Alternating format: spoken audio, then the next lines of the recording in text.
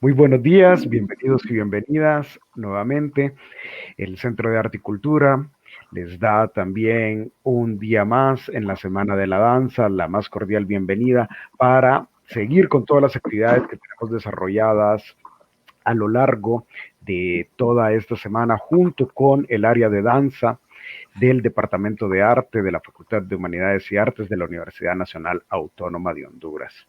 En esta ocasión tenemos la grata sorpresa y también una gran conversatorio que tendremos el día de hoy, que va a hablar sobre un tema sumamente interesante, que es la neurociencia aplicada en los bailarines. Y para esta ocasión tenemos a un invitado de lujo que nos acompaña desde la hermana República de Costa Rica, Eddie González, a quien yo le también presento también a mi compañera y maestra Clarisa Flores, quien ella realizará la presentación de Eddie. Un gusto, Clarisa. Hola, muy buenos días y muchas gracias a todos los que se conectaron, los que están aquí. Voy a hacer la pequeña presentación de Eddie y muchas gracias, Eddie, por decir que sí a esta propuesta, a esta Semana de la Danza. Bueno, Eddie González es fisioterapeuta, es máster en neurorehabilitación por la Universidad de Barcelona, egresado de la maestría en Ciencias del Movimiento Humano en la Universidad de Costa Rica, la UCR. Ha desarrollado su carrera académica como docente de la carrera de terapia física de la UCR por 14 años en los cursos de neurorehabilitación, investigación, práctica clínica deportiva y comunitaria en el Centro Docente Asistencial de Fisioterapia de la UCR. Eddie, entonces, bienvenido y muchas gracias por el compartir y adelante. Gracias, Clarisa. No, más bien, muchísimas gracias por la invitación. Conozco a Clarisa desde que estudiaba aquí en Costa Rica Danza, entonces un placer reencontrarnos ahora ya un poco más grandes. Eh, bueno, yo les traigo, tal vez es un poco pretencioso el título de la charla, pero lo que les vengo a mostrar un poco es una perspectiva muy propia, pero muy basada en la evidencia, a partir de lo que he podido estudiar, de cómo funciona un poco el cerebro para cuando bailamos, ¿verdad? Cómo funciona el estímulo de bailar y cómo modifica las conexiones neuronales que vamos creando. ¿Me escucho perfecto, Clary? Claro que sí, muy bien. Genial. Yo les voy a contar un poco de mi historia porque no sé qué significa para ustedes el movimiento, pero yo, bueno, crecí bajo la consigna de un chico con un poco de déficit de atención e hiperactividad.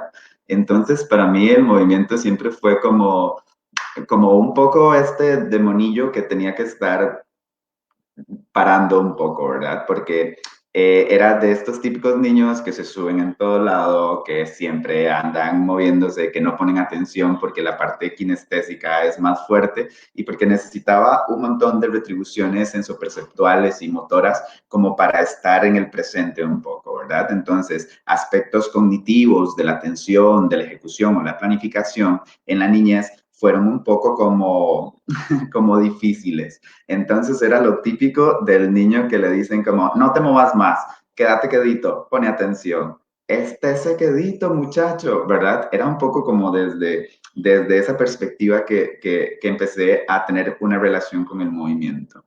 Y conforme fui pasando por diferentes etapas de la vida, fui encontrando en el movimiento más bien mucha identidad, mucha autopercepción y bastante conocimiento de mí mismo.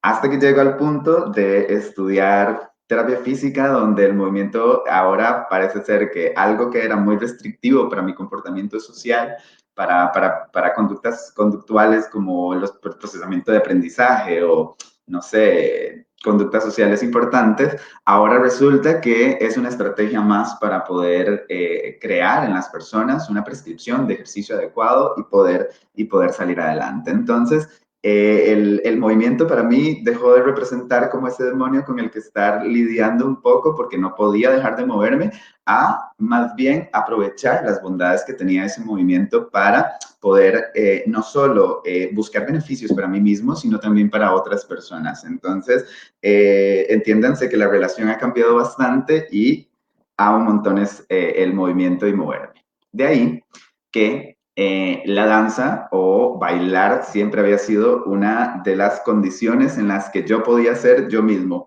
con todos los movimientos del mundo y poniendo atención solo al movimiento. Bailar al ritmo de la música siempre fue uno de esos lugares seguros donde podía permitirme estar interactuando y siendo más yo, ¿verdad? Entonces viene un poco desde esa perspectiva, desde esa forma de ver el movimiento que me he interesado un poco con estos aspectos. Además, es de mi interés también tratar de entender un poco cómo funciona el cerebro y cómo le podemos encontrar estos valores terapéuticos que tiene el movimiento para nosotros. Tuve la oportunidad también de empezar a experimentar en la danza desde hace bastantes años ya. Cuando tenía unos 23 años empecé en la danza a practicar levemente, luego un entrenamiento un poco más intenso y bueno, al día de hoy no dejo de bailar, por lo menos tengo 1 o 2 clases semanales que asisto porque me encanta. Pero por ahí empieza la iniciativa. Entonces vean que es algo como muy personal y que lo fui llevando como a diferentes niveles. Cuando llego a la maestría en neurorehabilitación, encuentro en el hospital donde hacía práctica en Barcelona una actividad que hacíamos con las personas con diferentes lesiones del sistema nervioso central que tenían que ver justamente con bailar, ¿verdad? Y entonces empiezo a investigar un poco sobre esto para hacer mi tesis de máster, más orientada hacia el valor terapéutico de la danza para el tratamiento de trastornos motores, ¿verdad? En ictus o en Parkinson, por ejemplo, y empiezo a encontrarme con todo este mundo, ¿verdad? Llega un profesor de fisiología y me pregunta, bueno, tu tema me parece muy interesante, pero que ya sabes cómo funciona el cerebro cuando bailas, ¿verdad? Y entonces creo que por ahí es donde inicia todo este camino de descubrimiento de diferentes conceptos y abstracciones de lo que la danza es. Como les digo, ahorita les vengo a presentar el acercamiento que he tenido hacia el tema solamente, pero muy emocionado con los descubrimientos que tengo y con las ganas de seguir un poco estudiando por el tema, ¿vale?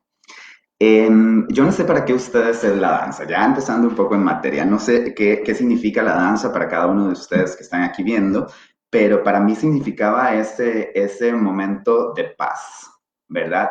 Mihaly Csikszentmihalyi es un polaco que habla sobre la psicología positivista, tiene un libro a finales de los 90 que se llama Fluir, y él explica en ese libro que los momentos de flujo, los momentos de fluir, son momentos donde cognitivo, emocional, motora y sensoperceptualmente estás realmente conectado. Son momentos donde logras una conexión real, no solo con tu propio interno mental, con tu propio interno físico, sino también con el entorno. Son momentos donde el tiempo se pierde de vista, donde la satisfacción cognitiva y física se percibe, se siente, y esos momentos de flujo a mí me pasaban desde la danza, ¿verdad? Desde que yo entrenaba o desde que me presentaba o desde que bailaba en casa solo porque seguía el ritmo interno, esos momentos de flujo siempre eran muy llenos de satisfacción. Entonces la danza para mí representa un poco eso, es como ese momento, esa esencia donde realmente estoy en un proceso cognitivo psicológico de fluir, todo fluye en ese momento. Entonces les explico un poco. Igor Yebra, un bailarín vasco, español, dice que la danza es la suma de todas las artes, ¿verdad? Es un poco efímera, pasa en un momento y si no se graba, ya pasó, ¿verdad? Pero la danza lleva implicada un montón de posibilidades artísticas, desde la impresión que dejas con el movimiento en el espacio, desde la historia que cuentas, cuando estás bailando, desde la interpretación que imprimes cuando te estás moviendo, o desde la capacidad espacial o social de poder ir en la sincronía con tus compañeros de baile, ¿verdad? Entonces reúne un montón de condiciones que a nivel cerebral podemos entender como una atención compleja. No solo estás atendiendo a un estímulo sensitivo, auditivo, o a los estímulos somatosensoriales de aquel cuerpo que se mueve en el espacio, o a los estímulos sociales, o a los estímulos cognitivos de la presentación, la luz, las personas al frente, ¿verdad? O el profesor corrigiendo algún comportamiento motor en clase. Es precisamente ese momento de atención compleja y además simultánea. Todos los estímulos están llegando al mismo tiempo y toda esta información tiene que ser procesada en tiempo real. Es una máquina maravillosa. Además, estamos constantemente, segundo a segundo, no solo recibiendo aquellos estímulos, sino que integrando esos estímulos, dándoles percepciones, dándoles acepciones cognitivas y emocionales a lo que estamos recibiendo y lo que estamos observando, y además programamos una planificación de un programa motor que sería la secuencia de ejercicios motores que vienen adelante, ¿verdad? Y que van contribuyendo a aquellas variaciones grandes de la danza, ¿verdad? Entonces, piénsenselo que si bien es como un arte per se, pero si lo vemos a nivel cerebral, estamos pasando por este momento de una atención compleja, de una atención muy simultánea y que implica habilidades físicas, habilidades sensoperceptuales, llamemos cómo es la comunicación con mi cuerpo, cómo es la integración de un estímulo sensitivo, auditivo o vestibular, ¿verdad? Que tiene que ver con el equilibrio un poco. También tiene que ver un poco, si estoy trabajando con un compañero, el tacto también será importante. Y también todas aquellas acepciones cognitivas que nos han dado, ¿verdad? Será más fácil para nosotros a veces recordar una secuencia de movimiento si la persona que montó ese movimiento nos da una acepción cognitiva. Bueno, esta es la parte donde estás tan enfadado que bla, bla, bla, ¿verdad? Entonces imprimes ese enfado, imprimes esa interpretación dentro del movimiento.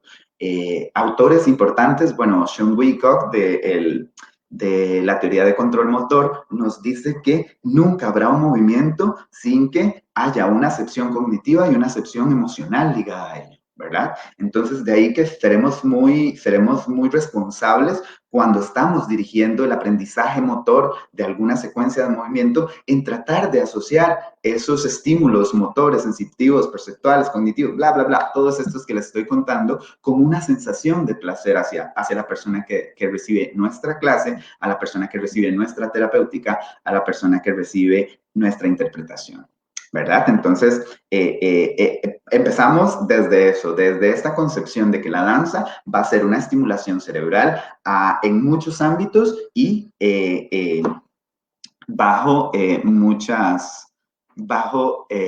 muy simultánea además, ¿verdad? Las preguntas en las que yo me baso un poco como para venirles a contar qué es lo que está pasando es precisamente estas dos. ¿Cómo funciona el cerebro cuando bailamos? ¿Qué estará pasando ahí, verdad? ¿Cuáles áreas de nuestro cerebro están más o menos estimuladas? Y cómo esa estimulación hace que el comportamiento de nuestro cerebro cambie. Además, otra de las preguntas que me hago o que será importante hacernos en este momento es ¿cuáles son las adaptaciones a nivel cerebral que ocasiona el exponerse a los estímulos del baile?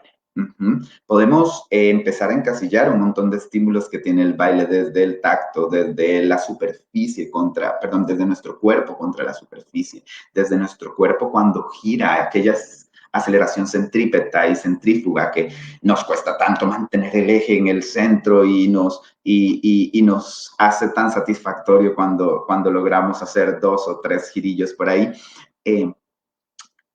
Precisamente eso, ¿cuáles adaptaciones a nivel cerebral logramos solamente por estar expuestos a los estímulos que permite el baile? Entonces, a partir de esas preguntas, creo que vamos a tratar de conversar un poco. El sistema nervioso es aquel sistema que tal vez en 1940 se explicaba como que había una jerarquización importante entre lo que era el encéfalo, todo lo que estaba dentro de mi cráneo, que era mucho más importante que todo el sistema nervioso que estaba fuera de él. Actualmente se sabe que las contribuciones para el control del sistema nervioso, del todo el cuerpo, de todo el movimiento, tienen que ver tanto hacia arriba, hacia aquel encéfalo, como hacia abajo. Y eso porque la neurona, que es la unidad funcional importante del sistema nervioso, tiene precisamente la función específica de enviar señales eléctricas. Y esas señales eléctricas luego son constituidas como un momento tiempo-espacio. Un momento tiempo-espacio donde asocio, donde integro una cantidad de estímulos para recrear una realidad. Si no fuera por estos piquitos de electricidad que de una neurona a otra van pasando, nosotros no nos enteraríamos de nada. No sabríamos qué es lo que está sucediendo, no sabríamos la temperatura del ambiente o la cantidad de luz que está llegando por mis ojos y cómo interpreto esos fotones para crear imágenes, para luego darles un valor cognitivo y emocional a esas imágenes. Entonces, entiéndanlo que la neurona, además, está predispuesta a cambiar constantemente.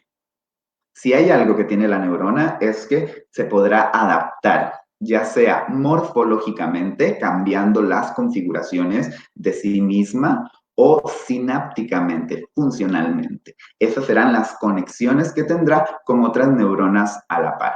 Se habla de que cuando nacemos tenemos alrededor de 250,000 neuronas, millones de neuronas más bien, implícitas en nuestra formación, pero que no todas esas se utilizan o que no todas esas llegan a conformar lo que un cerebro adulto es, ¿verdad?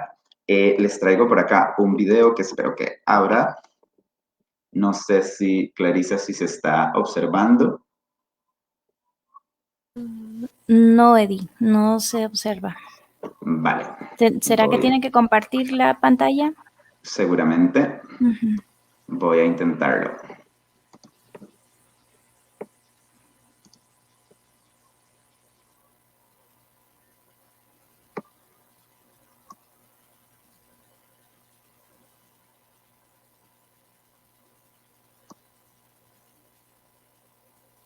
Ahora sí. Ahora sí. Vale. Esta es un vídeo sobre un par de neuronas intentando hacer sinapsis. Es esa conexión, esa posibilidad entre las dendritas y los axones para llevar el estímulo eléctrico de una a otra y que nos vaya permitiendo a partir de eso crear asociaciones, ¿verdad? Que ese estímulo eléctrico cambie de una neurona a otra nos va a permitir justamente poder realizar las asociaciones entre los estímulos y poder ir recreando. Volví a la presentación, ¿cierto? Sí, aquí está ya la presentación. Gracias. Nos va a permitir ir recreando, como les digo, esa historia de lo que es mi realidad a partir de todos esos estímulos, a partir de cómo siento mis piernas, a partir de cómo siento la respiración, a partir de cómo siento la temperatura y cómo estos estímulos están poco a poco intentando realizar esta recreación, ¿verdad? Informándote cómo están los estímulos tanto internos del cuerpo como externos. Y es que 3 funciones importantes de ese sistema nervioso central serán justamente esas. Recibir los estímulos, tanto internos como externos, tendrá que recibirlos ya sea por medio de fotones, por medio de ondas audibles, por medio de vibración, por medio de estímulos nociceptivos, dolor, por medio de temperatura, ¿verdad? Entonces, vean que la confluencia de estímulos a nivel cerebral se vuelve muy compleja y si le tomamos en cuenta que además el movimiento está cambiando cada minuto, ¿verdad? Va cambiando en el tiempo, estamos tratando de recrear condiciones importantes sensoriales que serán un montón, ¿verdad? O sea, es manejar una cantidad de datos muy importantes para poder planificar aquel programa motor. Y esa es la segunda de las funciones, justamente, la producción del movimiento. tomamos muchas consideraciones del ambiente externo y interno para poder recrear un movimiento. Tenemos formas o gesticulaciones diferentes cuando estamos frente a una pantalla, cuando estamos frente a la gente o cuando estamos en un momento de confianza. Imagínenlo también que creamos un montón de posibilidades de movimiento dependiendo de quién nos entrene, cómo nos entrenemos, cuáles otros lenguajes de movimiento, además de la danza, involucro yo en la configuración de aquel movimiento que estoy creando. Entonces, siéntanlo y piénsenlo, que la construcción del control del movimiento es una situación meramente individual porque depende de la experiencia, ¿vale? Y como última de las funciones es justamente la integración de esa información. Constantemente estamos recibiendo información de esta realidad que sensamos y decidiendo si esta construcción de la realidad es lo que se parece más a la idea preconcebida o no. Y a partir de eso vamos decidiendo en la mejora de nuestro control motor, de nuestro control postural, de nuestra locomoción o de nuestra manipulación de objetos, ¿verdad? Que serán como formas importantes, cómo manipulo los objetos, cómo interactúo con el medio social o cómo interactúo conmigo mismo. Ok. Además, es importante, o me gustaría hacer un hincapié en que el sistema nervioso pasa por diferentes etapas. Estas etapas normalmente se llaman etapas críticas. Una etapa crítica es el nacimiento, por ejemplo, donde hay un cambio de entorno completamente, donde hay una forma inclusive de nutrición diferente, donde entras a un montón de estímulos externos en los cuales tenés que interactuar y tenés que adaptarte, ¿verdad? Ese es un momento crítico, el momento del nacimiento. Tendremos un proceso postnatal donde en los primeros meses habrá una proliferación gigante de aquel sistema nervioso. A partir del encéfalo, especialmente, habrá una proliferación de neuronas y también una proliferación de las conexiones que esas neuronas hacen. Y es que al principio muchas neuronas van a querer excitar una unidad motora. Y entonces vemos movimientos en los bebés que tienden a ser muy gruesos, que tienden a ser poco efectivos, poco eficientes, y es precisamente eso, porque hay una red neuronal gigante que está creciendo y que está tratando de ir a controlar esa unidad motora. Entonces tendremos unidades motoras que están siendo o tratando de ser controladas por muchas neuronas. Conforme nosotros exploramos la psicomotricidad, conforme exploramos ese entorno y conforme vamos buscando estrategias que nos permitan movernos mejor o tener más eficacia en nuestros movimientos, esta cantidad de neuronas que llegan a una sola unidad motora tienden a dispersarse, tienden a disminuirse y hay una apoptosis o una muerte celular esperada, además, en pro de mejorar la calidad de la estimulación que hace esa neurona con la unidad motora, ¿verdad? Entonces, entiéndanlo, si al principio somos muy bobos, muy torpes, porque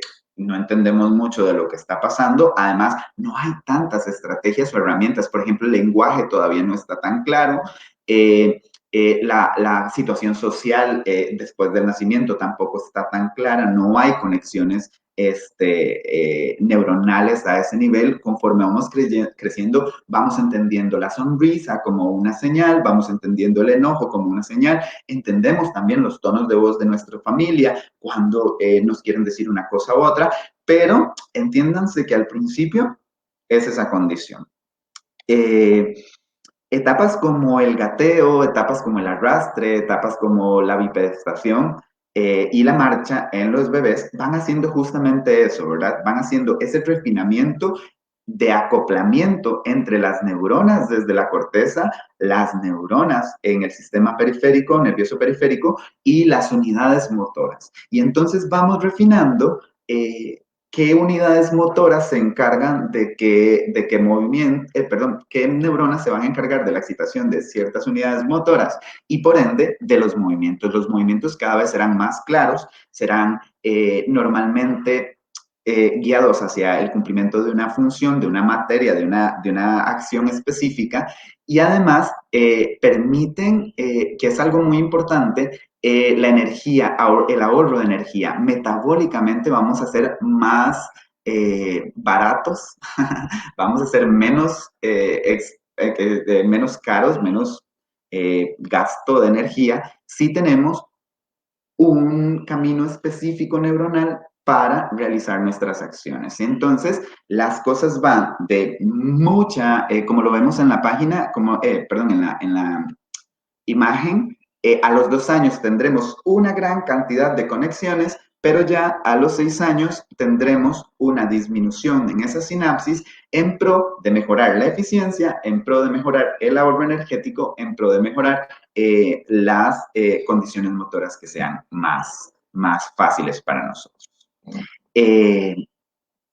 Será muy importante entonces que esta organización progresiva de los circuitos neuronales se vaya realizando de manera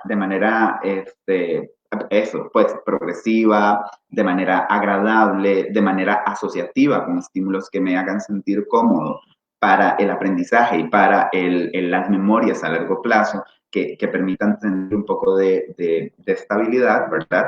Entonces, eso sería como uno de mis primeros consejos. Para los chicos bailarines, traten de hacer que el ambiente en el que bailen o en el que desarrollen su danza, trate de asociarlo con los mejores estímulos cognitivos y emocionales, ¿verdad? No siempre estamos de buenas para ir a bailar, no siempre estamos al 100% para ir a entrenar, pero en general la danza sí deberíamos por lo menos asociarla a estos estímulos positivos. Pero ¿qué pasa? Empezamos a bailar chiquitos o empezamos a bailar un poco grandes, como en mi caso, y será importante estos dos conceptos de los postulados de Herb. El primero es que aparecerán comportamientos que no estaban presentes en el recién nacido y que son modelados por la experiencia en los primeros años de la vida, ¿verdad? Entonces, el cerebro no deja de modificar esas conexiones sinápticas. Aún a los 80 años, cuando aprendemos una coreografía nueva, ese cerebro está modificando constantemente esas redes neuronales, ya sea para ser más eficientes, teniendo adaptaciones positivas, o más bien cuando dejamos de hacer completamente todo y nos sentimos más rígidos y más torpes en el movimiento cuando tenemos estas otras adaptaciones maladaptativas. El segundo postulado es que el cerebro continúa creciendo después del nacimiento. Actualmente, hace ya tal vez unos 20 años atrás, que la forma en que la neurociencia ve el crecimiento neuronal ha cambiado bastante. Se sabe actualmente que regiones específicas que tienen que ver con el movimiento y que tienen que ver con la incorporación de la memoria, hay crecimiento de neuronas, hay neurogénesis en esas partes, cosa que se tenía un poco vetado anteriormente. Vamos a hablar entonces de eso justamente. En la danza se va a componer justamente de posiciones y de posiciones entre esas, de una posición a otra va a haber un movimiento que te permite ir viajando de una posición a otra y a otra y a otra. Esas transiciones también. A todo ese movimiento que yo estoy haciendo durante todo el momento que estoy despierto, inclusive acostado, le vamos a llamar control postural. El control postural va a ser la posición global del conjunto de segmentos corporales en un momento dado. Y van a estar superpuestos a partir del suelo hacia la cabeza, en bipedestación, pues, donde las estructuras músculo-tendilosos, ligamentosas y el tono muscular basal permiten mantener estos segmentos asociados, ¿verdad? No que ande cada uno por su lado o que estén desmembrados, digamos, fuera de conexión, sino que permiten más bien estabilizarlos entre sí para crear momentos de sumatorias de fuerzas que permitan la inercia, seguir una palanca en movimiento, o más bien la estabilización óptima, cuando hacemos todas las fuerzas de una palanca en cero y permite mantenerse justamente en ese espacio. ¿verdad? Esta idea de control postural será muy importante porque a partir de la teoría de control motor y viendo este control postural, será interesante poder observar cuáles serán aquellos aspectos que debo estimular si quiero hacer que un bailarín baile mejor o si quiero enseñar la danza desde una perspectiva más neurocientífica. ¿Mm? Uh-huh.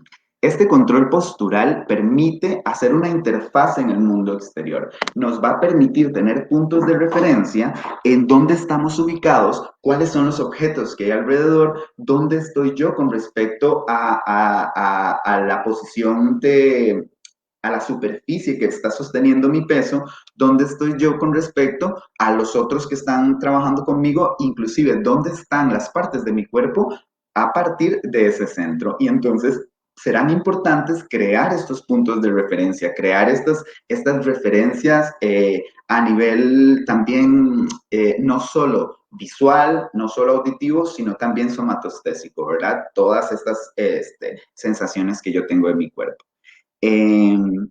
A esto le vamos a llamar orientación postural, que no tiene mucho, que no repararé mucho tiempo en esto, pero me permite saber dónde están los segmentos corporales a partir de mi centro, me permite interactuar con el entorno y me permite también lograr una tarea. Y esa tarea normalmente va a estar cada vez que yo tenga la experiencia de cumplir esa tarea va a estar comparada con la última ya sea con la imagen mental que yo tengo de esa tarea o la última vez que realicé esa tarea. Va a estar comparándose precisamente para poder medir cuáles serán los aciertos o las mejorías cada vez que yo vaya realizando esa tarea. Hay una ganancia por la experiencia, ¿ok?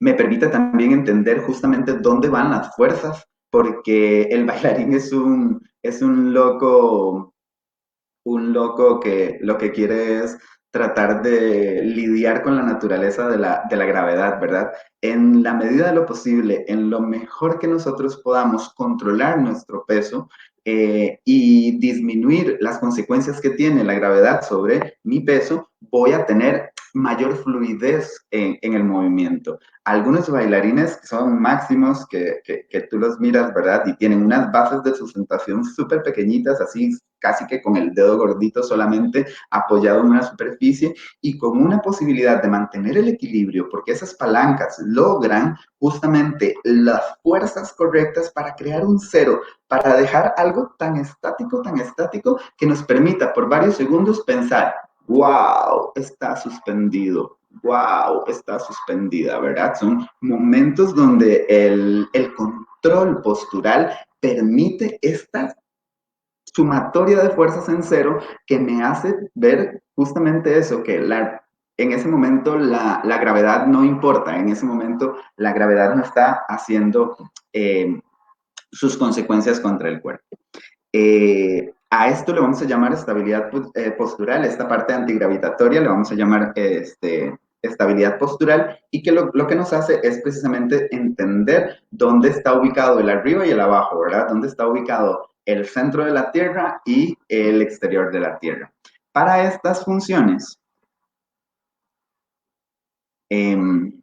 será muy importante detectar la información. Toda la información que logramos obtener de nuestro ambiente permitirá poder tener todavía mayor información que integrar, digamos, mayor referente. Podemos hacer un referente más claro. Por ejemplo, ahorita creo que el vecino está cortando el césped, entonces puedo escuchar el sonido de la cortadora de césped a un lado y puedo identificar que de ahí viene, y eso hará toda una referencia hacia el espacio donde yo me estoy moviendo.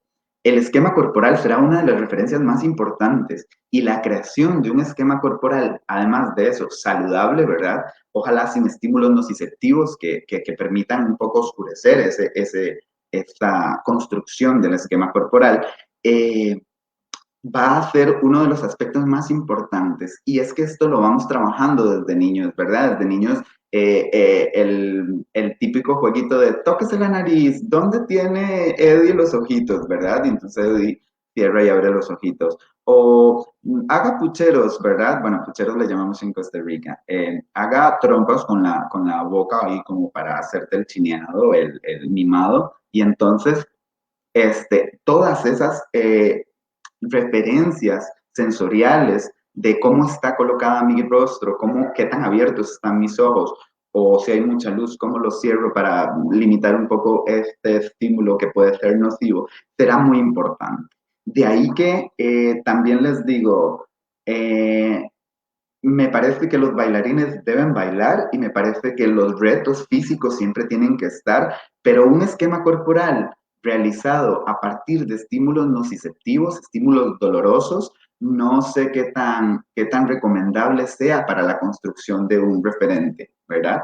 Entonces, sí les digo, por lo menos vayamos tratando de explorar lo físico, que será muy importante, vayamos tratando de explorar los retos y las posibilidades que mi cuerpo tiene para moverse, respetando, eso sí, siempre las características del mismo, para poder crear este esquema corporal sin que hayan estos estímulos nociceptivos que vayan a ser asociados luego.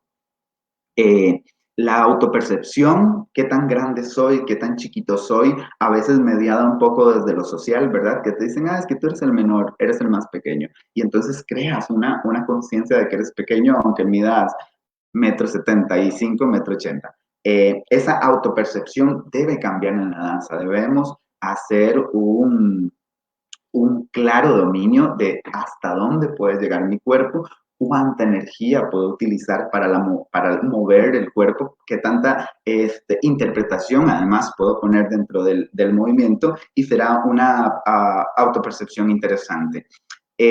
Otro de los conceptos importantes será la geometría, la masa, la inercia, ¿verdad? Desde la física tenemos que jugar un poco con eso. Si tengo una amplia base de sustentación y estoy cerca del piso, soy más estable, podré caerme un poco menos, pero la inercia para salir desde el suelo a realizar cualquier otro movimiento implicará muchísimo más esfuerzo, porque tenemos que romper esa inercia de estar además muy cerca de la superficie donde la fuerza de gravedad hace bastante más esfuerzo. Entonces, entender un poco eso será interesante también para nuestra cualidad de movimiento. Y el cerebro es un predictor. Lo que le gusta al cerebro es estar utilizando algoritmos para predecir.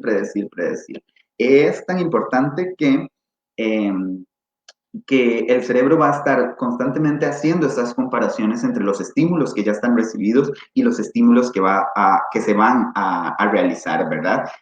Normal que vayamos creyendo o vayamos percibiendo, autopercibiendo cómo nuestro cuerpo cambia a los diferentes estímulos. Y llegamos a aquella primera clase de ballet donde no entendemos nada, donde mi tobillo no se entera de nada y la punta de los pies nada que arrastre el talón, nada. Las rotaciones están perdidas, no entiendo cómo activar aquí, allá, meter la panza, hacer esto, sentirme recto, estirarme grande, abrir el pecho. Es que no me entero de nada en mi primera clase de danza.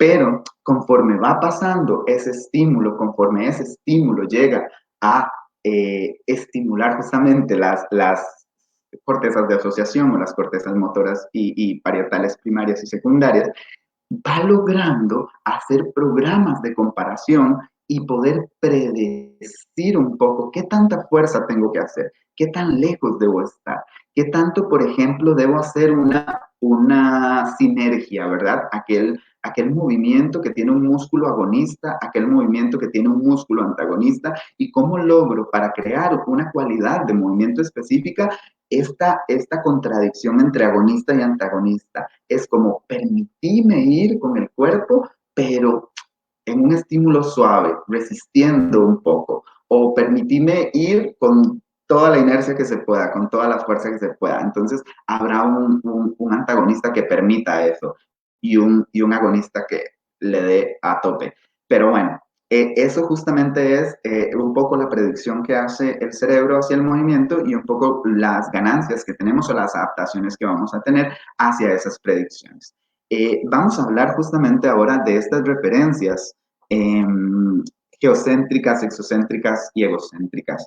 Pero antes vamos a ver cómo son las contribuciones de los sistemas sensoriales en la construcción del movimiento. Primero tendremos un sistema visual al cual creo que le hemos entregado demasiado protagonismo, ¿verdad? Lo visual tiende a ser mucho, muy fuerte y entonces entrenamos frente al espejo para lograr aquellos movimientos muy, muy puros, muy claros, pero estas contribuciones que hace el sistema visual a nuestra construcción del movimiento solamente representan un 10%.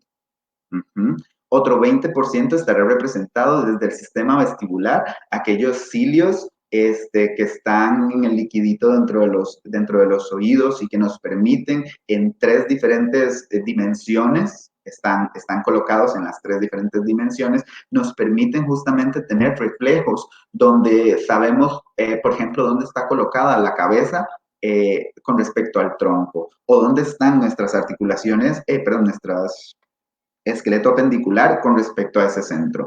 Este vestibular nos permite mantener el equilibrio, nos permite justamente hacer todas las contracciones y relajaciones necesarias para mantener este cuerpo en el espacio y mantenerlo en equilibrio, que mantenerlo en el desplazamiento, mantenerlo en la locomoción, ¿vale? Sin embargo, el último 70% que nos queda tiene que ver un poco con cuáles son las señales que el mismo cuerpo, ¿verdad?, está mandando de dónde está ubicado él, ¿verdad? Entonces, tendremos, por ejemplo, la señal del tacto de nuestros pies contra la superficie, o bueno, de cualquier parte que tengamos contra la superficie. Esa cantidad de tacto, esa cantidad de presión de la superficie contra nuestra piel va a mandar una información táctil que será importante. El movimiento como tal será sensado a nivel articular por sensores que hay articulares que nos van a permitir ir creando también esta condición. Podemos cerrar los ojos y podemos decir, bueno, cuando mi mano está cerrada, cuando mi mano está abierta, que será importante también escuchar, ¿verdad? Tener claro. También a nivel muscular y a nivel tendinoso tendremos sensores que van a decir qué tan rápido se está realizando la contracción muscular, qué tan intensa tiene que ser esa contracción muscular y además con cuánta velocidad está resultando el cambio de un movimiento de palanca. Entonces, a nivel somatosensorial, ¿verdad? Que involucra piel, que involucra músculos, que involucra tejido blando, se estará realizando la mayor retribución de estos sistemas sensoriales a la construcción de mi esquema corporal. ¿Ok? Y vamos a hablar de estos puntos de referencia, vamos a hablar de cómo vamos a ir creando estas 3 referencias. Vamos a ir de la referencia que es más amplia a la referencia más chiquita, pero que todas tienen que interactuar en igual condición para que se dé, para poder decir, ok, sé dónde estoy, ¿verdad? Estoy ubicado temporoespacialmente. Entonces, empecemos por ahora con la referencia geocéntrica. Esta referencia geocéntrica es la que tiene el cuerpo con respecto al centro de la Tierra. Se construye a partir de una vertical gravitacional y permite la elaboración de una vertical subjetiva. O sea, a partir de aquí, de esta referencia, yo sé dónde es abajo y yo sé dónde es arriba. Y justamente porque siempre estoy sensando dónde está la gravedad. Por ejemplo, sensando tanto por el sistema vestibular como por graviceptores que se encuentran en el peritoneo, ¿verdad? Aquella telita que cubre los órganos internos, órganos como el estómago, como los riñones o como el sistema cardiovascular, ¿verdad? Que tan fuerte debe hacer su contracción el tejido, el músculo liso de los vasos sanguíneos, también será información que permitirá entender hacia dónde está el centro de la Tierra y hasta dónde no está el centro de la Tierra. Esto cuando estemos en posición acostado, eso cuando estemos en posición sedente, eso cuando estemos en cualquiera de las posiciones que va a implicar. Ajá.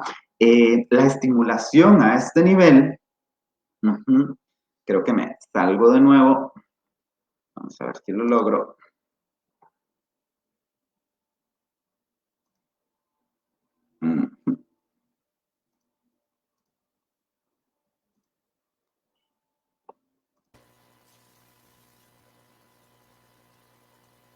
Listo. ¿Estamos viendo el video, Clarisa? Todavía no.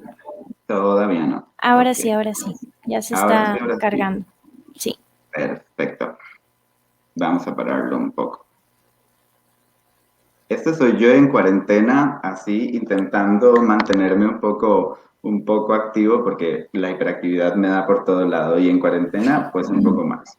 Les cuento un poco de esto. Ese sistema geocéntrico, ¿verdad? Que nos dice dónde está ubicada la Tierra, puede justamente estimularse desde posiciones que me permitan ir en contra de los patrones establecidos. Por ejemplo, tengo clarísimo cómo reconstruir las sensaciones de mis brazos cuando estoy de pie, pero no tengo tan claro cómo reconstruir las sensaciones de mis piernas cuando estoy boca abajo.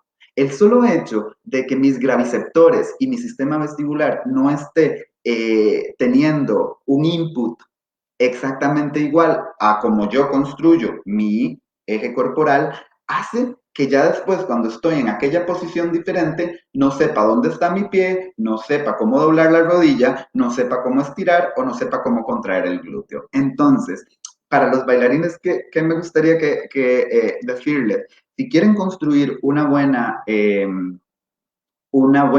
referencia geocéntrica, traten de colocarse en diferentes posiciones. Conversaba un día de estos con mi amiga Flori, que espero que esté viendo la charla. Ella entrena lira y entrena telas. Me decía, es que me sé la coreografía, pero cuando estoy con la cabeza abajo y cuando tengo que hacer la inhalación para poder llevar la fuerza hacia arriba y cambiar de posición, es que ahí no me entero de nada, ¿verdad? Meto el pie mal, hago esto, hago lo otro, ¿verdad? Y entonces hablábamos un poco de eso. Ella me lo decía desde una perspectiva más de amiga, no con esto, pero que me sirvió un poco para enterarme de, justamente, voy y comparto y ya les sigo comentando.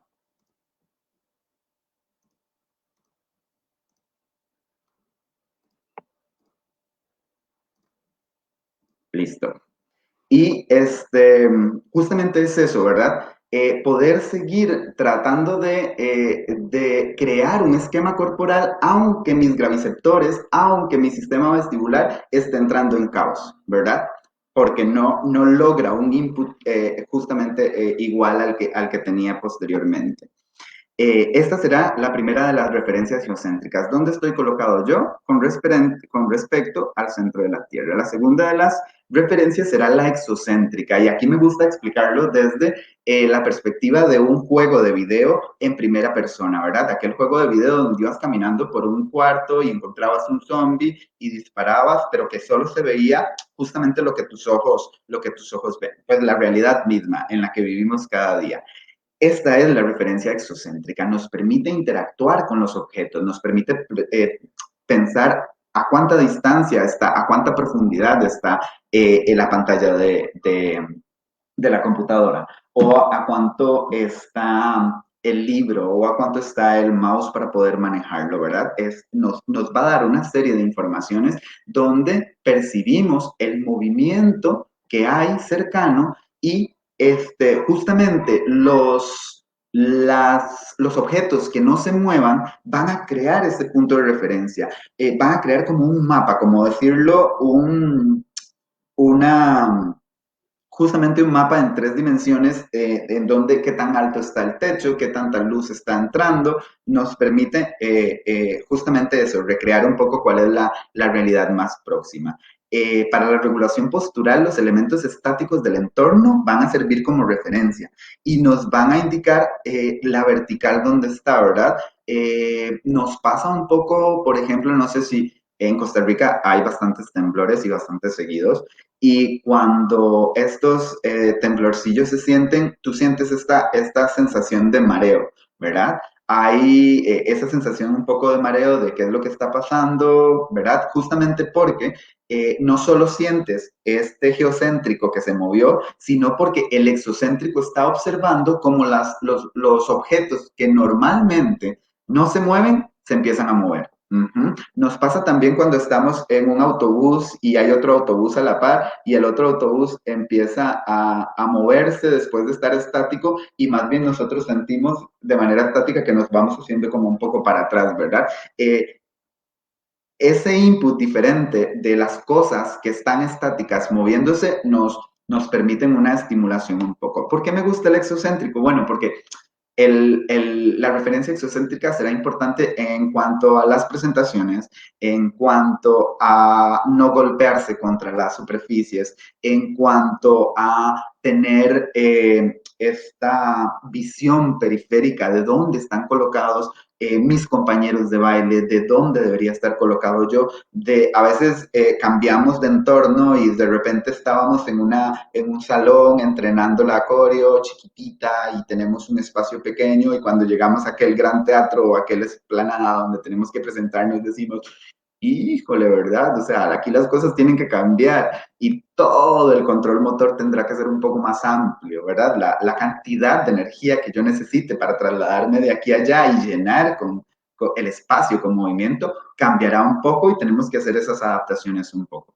Entonces, este sería como un poco la referencia exocéntrica. Y por último, la referencia egocéntrica tiene que ver más bien con mi centro. Ahí nos vamos a realizar una representación interna. ¿Dónde están colocados mis brazos? ¿Estoy haciendo punta o estoy haciendo flex? Cuando salto, ¿cuál será la cara que tengo que realizar? Cuando tomo a mi compañera de la mano o a mi compañero de la mano, cuando subo a través de o descargo mi peso sobre mi compañero, ¿qué tan agarrado tengo que estar ese centro para no imprimir más fuerza o menos fuerza o que me gane la inercia y no pueda sostenerme un poco más? Esta referencia justamente tiene que ver con eso, con mi cuerpo y mi percepción de mi cuerpo justamente hacia este centro, un centro que llamaremos plano medial, que tiene que ver con el eje sagital, ¿verdad? El eje lateral del cuerpo. Y parece ser que el tronco es el que constituye el origen de esta referencia. Donde nosotros tengamos el tronco, ahí siempre llegarán esas referencias. Sabremos dónde está mi brazo a partir del tronco, sabremos dónde está mi cabeza a partir del tronco, sabremos dónde están mis piernas a partir del tronco, ¿verdad? Entonces, la información propioceptiva, esta capacidad de saber dónde está mi cuerpo, particularmente de la nuca y la información del sistema vestibular, participan en la construcción de la regulación de estas referencias. Entonces, vean que es interesante. El cerebro, solo para crear la referencia, o sea, solo para decir dónde estoy, tiene que hacer una confluencia entre estas tres referencias. Entre dónde está la Tierra, dónde están los objetos, dónde, coño, estoy yo, ¿verdad? Me gusta mucho esa fotografía, es de Louise Greenfield, una fotógrafa de danza maravillosa. Y me interesa un poco la tela porque justamente la tela si bailáramos dentro de una tela y tuviéramos que estirarla, nos daría una referencia externa de cómo se está moviendo nuestro cuerpo. Entonces, me gusta un poco como relacionarla por ahí. Ok. Vamos a tener dos momentos importantes para crear el movimiento. Uno es la planeación de la acción y otro es el ajuste de los movimientos, ¿vale? Son dos procesos un poco complejos y diferentes, pero que al final nos van a permitir ir a partir de la experiencia creando estas mejoras o creando estas adaptaciones. En el primero, utilizamos la información sensorial primero para jugársela A mí me encanta que cuando damos, por ejemplo, los cursos de estimulación con los niños ahí en la U, los niños de primera infancia, me gusta que los chicos de repente pongan a los niños a explorar el movimiento. Ponga una música, muévase, yo le doy un ejercicio, desempeñelo. Este primer acercamiento, este primer momento donde das 3, 4 consignas y esas consignas se convierten en una representación real de lo que en aquel cerebro de aquella persona, por su especificidad e individualidad, logra reproducir. Eso me parece encantador. Ese planeamiento de la acción es justamente la interacción de aquel montón de estímulos ya previamente integrados y que logran un poco de la acción. Luego tendremos ajustes del movimiento, luego tendremos esos momentos en donde podemos, ya tuve una primera exposición hacia este estímulo, la segunda vez voy a ir y voy a tratar de ver cómo mejoro o cómo lo hago más fácil o cómo lo hago o cómo cumplo mejor la función, ¿verdad? Entonces, estos dos procedimientos serán importantes para nosotros. La activación cortical del encéfalo en el control postural, la corteza, aquellas activaciones o aquellas estimulaciones que tenga la corteza cerebral. Y vamos aquí a tratar de trabajar unas áreas que serán importantes para el resto de la comprensión del resto de la charla. Tendremos, por ejemplo, la corteza primaria, que es esta que tenemos aquí arriba, donde se realiza la mayor cantidad de movimiento. En la corteza primaria es justamente donde está la representación de cada una de las partes de nuestro cuerpo que se pueden mover, ¿vale? Y tendremos una corteza parietal, en este caso la pueden observar de color verde, donde más bien tendremos toda la representación del cuerpo, pero desde un punto de vista más sensoperceptual, más sensitivo. Sensamos cosas y luego las asociamos a un concepto previo y la convertimos en una percepción, ¿vale? Entonces, por ahí, sensoperceptual. Estas entradas son multiformes y crean referencias ahí en la corteza parietal. La corteza motora es la que se va a encargar más bien de la planificación y ejecución de los programas motores. Tendremos la corteza premotora en rojo, un circulito rojo que ven en sus pantallas, donde el movimiento de la postura frente a la perturbación. ¿Cómo ha cambiado la postura frente a la perturbación y además cómo no le permito caer, ¿verdad? ¿Cómo le permito seguir actuando a partir de eso? Y además vamos a tener también en esa corteza premotora la atención espacial, visoespacial. A partir de lo que yo observe, cómo logro más bien asociar los estímulos visuales con el espacio en el que estoy desarrollado. Tendrá que ver mucho con la profundidad, por ejemplo, a dónde llega la luz, a dónde no llega luz, ¿verdad? Qué tan profundo es un espacio para moverme o no. Luego tendremos la corteza motora suplementaria.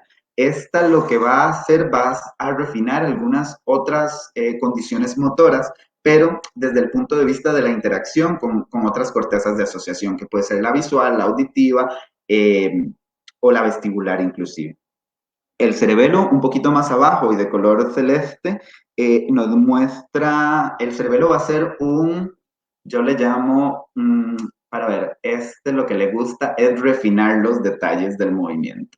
Le encanta tratar de hacer los movimientos más efectivos, mejor regulados en velocidad, mejor regulados en la aplicación de las fuerzas. Y entonces el cerebelo me encanta por ese sentido. La corteza prefrontal nos va a permitir, que ven en amarillo, nos va a permitir tener el procesamiento atencional. ¿Cuánta atención tengo que yo poder imprimir para desarrollar o no un proceso motor y cognitivo importante? Y luego los ganglios basales que estarán adentro, un poquito dentro de aquel cerebro, que también nos permiten regular algunos procesamientos y asociaciones también con la parte auditiva, vean que está muy cerca del lóbulo temporal, y también procesos que tengan que ver con la memoria, ¿vale? Entonces, si volvemos un poquito a lo que la danza es, ¿verdad? uno de los autores, Carpati, nos habla, no mentira, Dami nos habla de que el movimiento es uno de uno o más cuerpos de manera coreografiada con o sin sonido. Implica la atención compleja, ya lo hablamos antes, y simultánea de habilidades físicas y cognitivas. Se permiten ser simultáneamente movimiento y sonido integrados, y además permite un rendimiento físico, una creatividad artística y una expresión por medio de la interpretación. Ahora veamos. Vamos aquí a trabajar un concepto que se llama neuroplasticidad. El cerebro es plástico por sí mismo porque se permite ir adaptándose o cambiando a las necesidades del medio. Vale, que no podrá una neurona llegar a ser una nefrona, ¿verdad? O sea, no podrá adquirir la función de otra célula. Sin embargo, como a ella lo que le toca es integrar estímulos, podrá mejorar la integración de esos estímulos y además las respuestas a esos estímulos. Y vamos a tener en la neuroplasticidad de esos cambios, podemos tener de dos tipos, bueno, de unos cuantos tipos, pero por lo menos en lo que las últimas investigaciones han conservado es que podemos tener cambios de tipo morfológico, como están cambiando la cantidad de neuronas encargadas, por ejemplo, de la red atencional o la red de simulación de una función, y otra importante será la fisiológica, o cuántas conexiones puedan estar teniendo una misma neurona. Entonces, ¿qué se ha encontrado en la evidencia científica? Bueno, hay una disminución de los volúmenes, estos serán cambios morfológicos, una disminución en los volúmenes de las materias grises y blancas, tanto en la corteza premotora, que la vimos antes, en la corteza suplementaria, la vestibular, parietoinsular, ¿verdad? Que une justamente la parietal, que tiene que ver con la sensibilidad, y la insular, que tiene que ver un poco más con el gusto y con algunas otras condiciones más primitivas. La formación hipocampal anterior, el putamen, que forma parte de los ganglios basales, la cápsula interna, el cuerpo calloso, giros temporales superiores y medios, giros precentrales y tracto corticoespinal y fascículo longitudinal superior. En todas estas áreas se ha visto que la cantidad de neuronas, tanto de materia gris, o sea, la cantidad de cuerpos neuronales y de axones que están utilizados cuando se baila, son menores que la cantidad de neuronas que se activan cuando una persona que no está acostumbrada a bailar lo hace. Parece ser que vamos especificando las conexiones neuronales a partir de la danza. Nuestros movimientos se vuelven cada vez más efectivos a partir de que no hay un montón de neuronas utilizando la extensión de rodilla, sino que van a haber menos neuronas especificando esa condición de rodilla. Y por el contrario, van a haber un poquito más de conexiones neuronales que vayan a estar limitando o inhibiendo el exceso de energía para una misma función.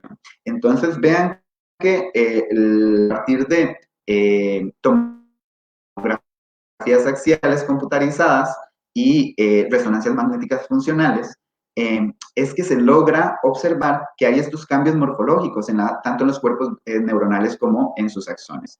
También vamos a tener unas disminuciones, y eso será importante. También vamos a tener más bien un aumento de volúmenes de materia gris y de materia blanca, o sea, de cuerpos celulares y de axones, en la formación hipocampal posterior, en el giro lingual y en el giro fusiforme. Estas tres zonas van a estar involucradas en procesos como la memoria, en procesos ejecutivos y en procesos de especificidad de movimientos. Entonces, pese a que en algunas zonas de nuestro cerebro especificamos haciendo una disminución de aquellas conexiones neuronales, en este caso no. En este caso, lo que vamos a tener más bien va a ser una neurogénesis, va a ser un aumento en la producción de las neuronas de esas partes del cerebro. Y como les digo, tienen que ver con las funciones ejecutivas, como la memoria, como la atención y como la planificación, y también en movimientos que son más complejos, movimientos que implican inclusive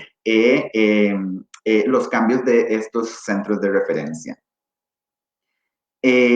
Cambios fisiológicos que se han encontrado. Les cuento que habrán muchos cambios más, pero por lo menos los que he logrado como recopilar en estos últimos años están por acá.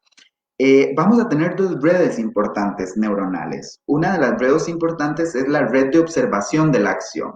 Y esta red es una red que está, unas neuronas que pasan de la corteza premotora hacia las cortezas parietales inferiores, hacia las cortezas de sensibilidad inferiores, que están los que nos permiten es, cuando yo estoy observando un movimiento, mi cerebro activa las zonas sensoriales y motoras de esas zonas, de ese movimiento. Si mi circuito para hacer un Batman y yo veo una chica haciendo un Batman, mi cerebro va a estar produciendo la sensación de ese Batman solamente porque lo estoy observando. Esta red neuronal se ha visto en los bailarines que está súper estimulada. Y entonces, normal que un bailarín pueda entender un poco mejor cuál es el lenguaje corporal de una persona a la hora de comunicarse, porque justamente está teniendo un montón de retribuciones. De ahí que también otro de los consejos que podría dar acá es, veamos danza, vayamos a ver danza. Que un compañero esté logrando un hito motor implica que yo estoy observando cómo lo hace y mi cerebro está tratando de buscar las conexiones neuronales específicas para ese hito y pronto posiblemente tendré algunas mayores posibilidades de lograrlo yo también, ¿verdad? Pero esta red de observación de la acción será importante o se ha visto que en bailarines o personas que tienen este estímulo de la danza muy, muy constante, tiene una mayor actividad neuronal. Y otra de las redes es la red de sincronización, de simulación de la acción. Es cuando yo veo algo y además de que identifico cuál es esa acción, la puedo reproducir. Y esto tiene que ver un poco con las neuronas espejo que el grupo italiano de Rizzolatti a principios de los 2000, finales de los 90, empezó a observar en monos, ¿verdad?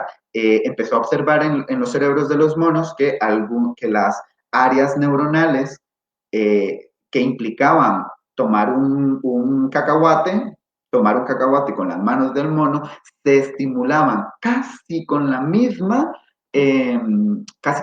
intensidad cuando el monito veía a otro mono tomar el cacahuate. Y entonces, esta red no solo nos permite observar la acción e identificarla, sino producir un programa motor que ejecute ese gesto. Y entonces estas neuronas van a ser, o esta red neuronal será más bien desde la corteza premotora y parietales también, las incluye un poco, pero involucra también la corteza motora suplementaria, el surco temporal superior y la corteza motora primaria claramente, porque es la que ejecutará ese programa motor. Entonces vean que a nivel fisiológico, estas dos redes neuronales en los bailarines, solo por el hecho de estar expuestos a la danza, tendremos una mayor especificidad. Ok. Estas son unas imágenes que tengo a partir de un experimento que realizan Brown y este señor Parson, que es un grupo inglés que trabaja un poco como desde la perspectiva esta neurocientífica de la danza. De hecho, el artículo se llama The Neural Basis of Human Dance, del 2016. Y lo que hacen ellos es poner en una tomografía computarizada, axial computarizada, personas que bailaban. Y en la figurita A, donde tenemos unas flechitas de color amarillo de color rojo y azul, vamos a ver como la calidad de los pasos que ellos infringían, ¿verdad? Ellos lo que trataban de observar en el 2016 era cuáles áreas corticales estaban relacionadas o asociadas con diferentes posibilidades de movimiento. Y lo que vemos en esas flechitas son justo los pasos de movimiento que la persona que estaba acostada, ahí como se muestra en la figura B, tenía que realizar. Estaba acostada con los pies en una cuadrícula y para iniciar una parte de los movimientos era justamente trabajar como si fuera un poco la base del tango. Era como 1, 2, 3, 4, 5, 6. 1, 2, 3, 4, 5, 6. Contra otro patrón de movimiento que era más secuenciado, que era más sencillo, que implicaba el movimiento repetido de una pierna y la otra, ¿verdad? Era más bien 1, 2, 3, 4, 5 y 6. 1, 2, 3, 4, 5 y 6. Y empezaron a notar diferencias significativas en las activaciones de diferentes partes neuronales. Los resultados que ellos obtienen a partir de esto fue justamente identificar partes específicas que tienen que ver. Por ejemplo, el vermicerebeloso, que en la imagen de la par encontraremos en un rosadito muy tenue en el cerebelo, allá en la parte detrás del tronco encefálico, chiquitito. Esta parte del vermicerebeloso se ponía o se activaba muchísimo más cuando los pasos de baile iban acorde a la música, a la sincronía de la música. Entonces, me imagino que era un movimiento que tenía que ver con la forma en que la música se estaba reproduciendo, ¿verdad? Tenía que ver con ese ritmito y el vermicerebeloso en ese momento había una gran cantidad de información. Por el contrario, allá en los ganglios basales, en el centro de aquel cerebro, está el putamen, que es un área importante para el movimiento coordinado. Se encontró que era más bien activado cuando el movimiento era muy métrico, cuando se ponía un metrónomo y el metrónomo iba haciendo un solo tiempo de música.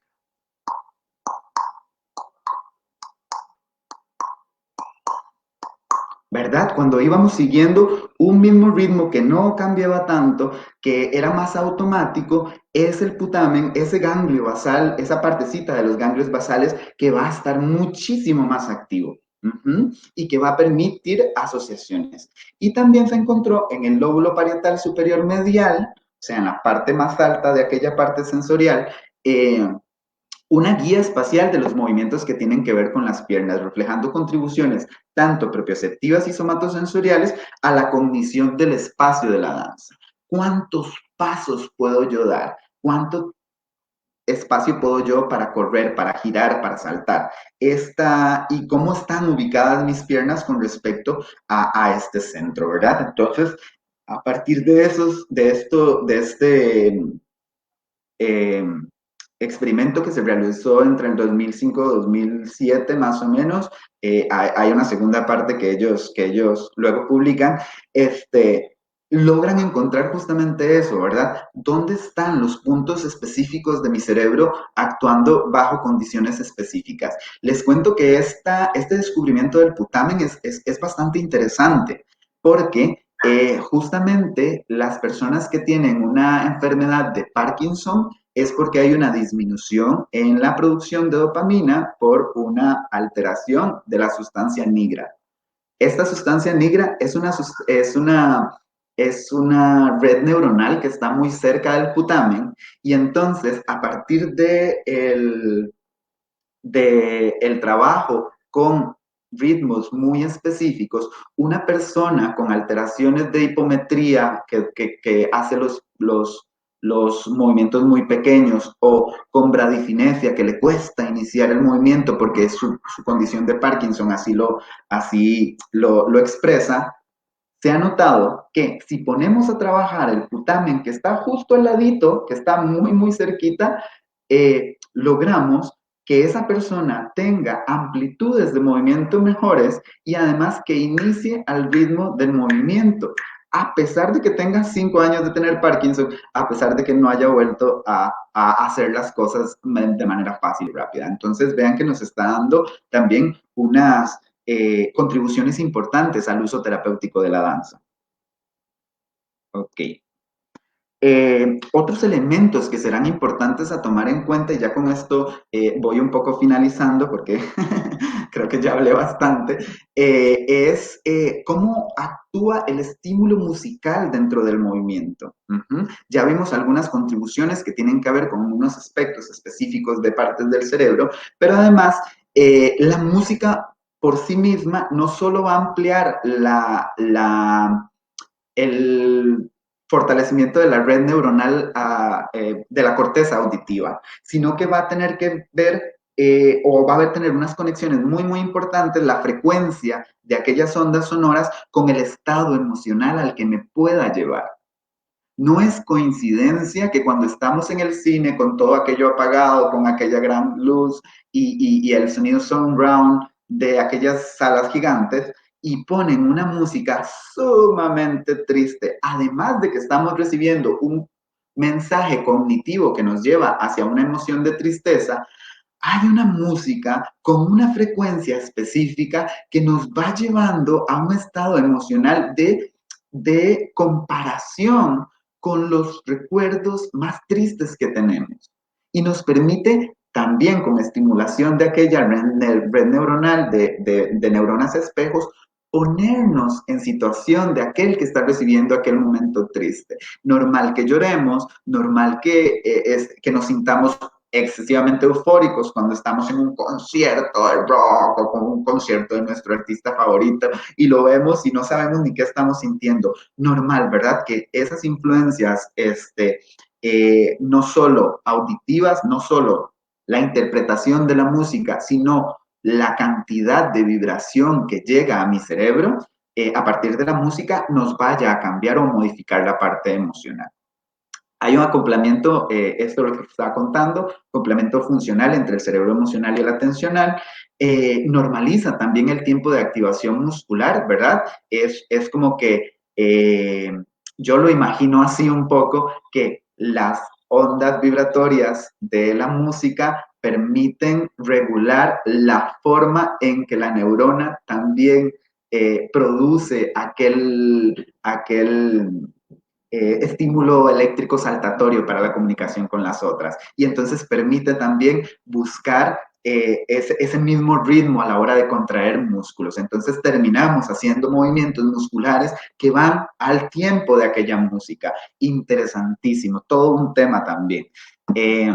Mejora también las funciones ejecutivas de la música. Tener músicas de un tipo u otro y asociarlas con estímulos cognitivos importantes permitirá estas funciones ejecutivas de memoria, permitirá mejorar también la atención, permitirá mejorar también la forma como nosotros nos comunicamos con nuestro cuerpo.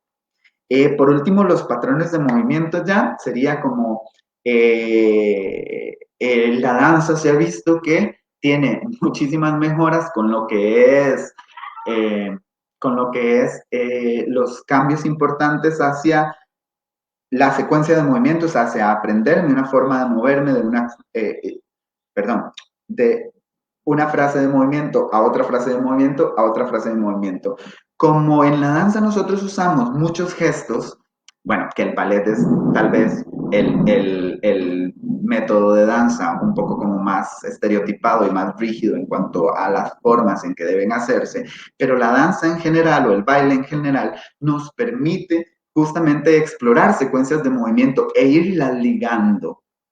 No todas las actividades, los lenguajes de actividad física nos permiten realizar ese ligue entre una secuencia de movimiento y otro. Y eso para el cerebro será muy importante en cuanto a el tiempo que yo dure integrando ese movimiento y el tiempo en que yo dure creando el plan motor para contrarrestar o para seguir la transición entre aquella frase y la otra frase, ¿verdad? Ese momento será mucho más rápido. Y también la repetición de los movimientos. Si quieres que un movimiento te salga, necesitas darle 50 veces aquel escenario neuronal donde se compare con el ideal pensado, ¿verdad? Y cada vez que esa red neuronal o esa información neuronal llegue, se comparará y dirá, tienes que mejorar la forma en cómo mueves el pie, o tienes que infligir más fuerza a la hora de saltar, o tienes que sostener con mayor fuerza y desde otro montón de contracciones musculares el peso que viene hacia ti, ¿verdad?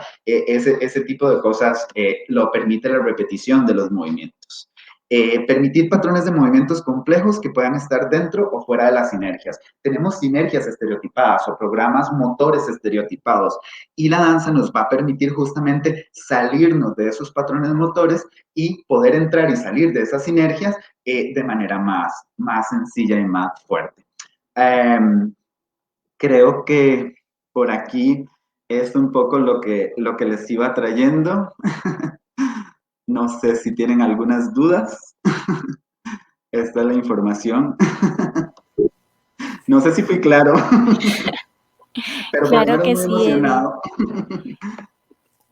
Claro que sí, muchísimas gracias. Me parece tan interesante. De hecho, cuando yo le escuché la primera vez, yo dije, este tipo de compartires es importante llevarlo a la comunidad universitaria o a todos los bailarines y más específicamente nosotros que estamos trabajando con abrir una licenciatura en danza, ¿verdad?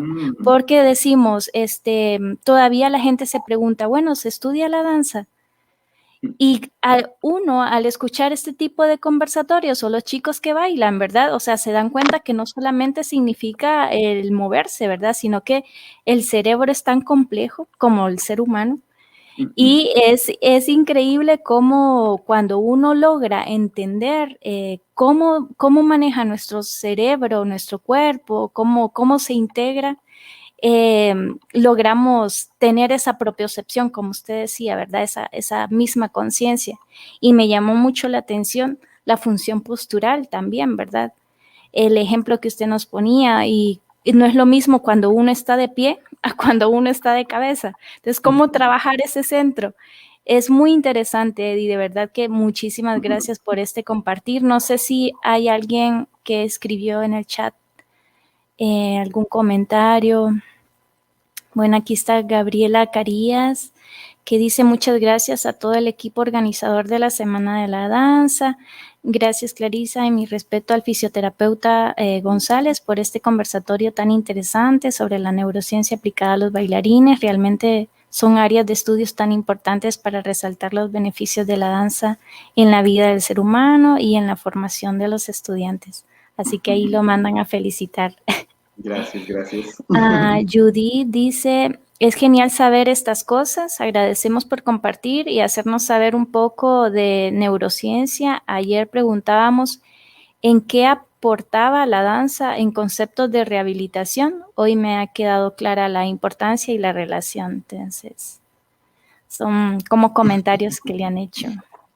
Abigail le dice excelente y muchas gracias por el compartir, por el espacio. ¿Ves? Solo flores le tiraron. Listo. Nada de preguntas. O estuvo muy claro o más bien enredé muchísimo. No, bueno, Eddie. Ahí queda en el live mi información sobre el correo electrónico y también sobre mi perfil de Instagram si tuvieran alguna otra duda o quisieran comunicarse. Encantado. Agradecerte, Clarisa, por el espacio. Me parece un espacio enriquecedor, montones. Me encanta hablar sobre este tema porque pocas veces tengo la oportunidad. Y estamos para servirles. También me gustaría hacer contacto con los chicos de fisio de por allá de Honduras. Claro. Si quisieran, también podemos conversar un poco. Claro, de hecho se hizo la invitación a la escuela de fisioterapia y terapia física y esperemos que más de alguno por ahí ande. Claro que sí. Bueno, muchísimas gracias a todos y los invitamos para el taller de la 1:00 p.m, el taller de ballet. Y bueno, invitarlos para toda la semana que estamos en conversatorios y en talleres. Y muchas gracias por compartir en esta semana del cuerpo inmerso en la tecnología y el ser en busca de movimiento. Gracias, Eddie. Hasta luego. Hasta luego. Gracias.